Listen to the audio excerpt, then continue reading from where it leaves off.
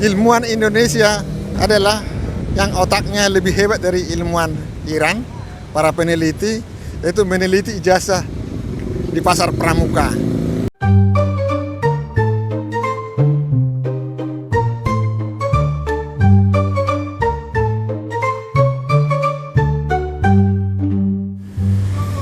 Hari ini hari Minggu, tanggal 22 Juni 2025.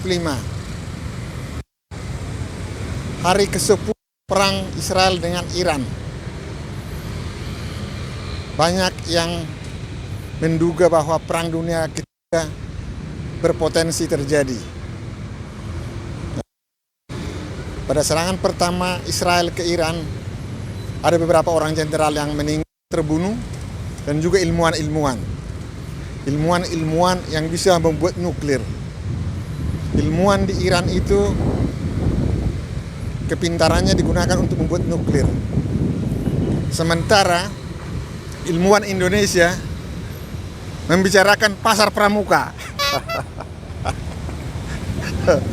Ilmuwan Indonesia adalah yang otaknya lebih hebat dari ilmuwan Iran, para peneliti, yaitu meneliti ijazah di pasar pramuka. Kami akan menyelidiki adakah di pasar pramuka ini tempat untuk membuat ijazah palsu. Kami ini keliling-keliling di pasar pramuka. Tapi kita lihat di sini semua itu toko obat. Yang konon kata Rismon Sianipar di sini yang bikin ijazah palsu. Di manakah gerangan pembuatan ijazah palsu itu? Coba kita telusuri dulu semua sampai ke pelosok.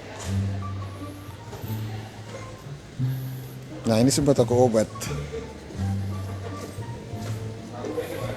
Tidak ada satupun tanda-tanda membuat penjilitan atau apa.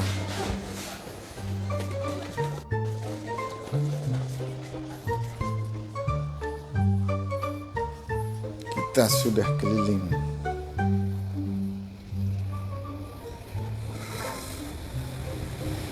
Sudah keliling semua. Tidak ada. Oke.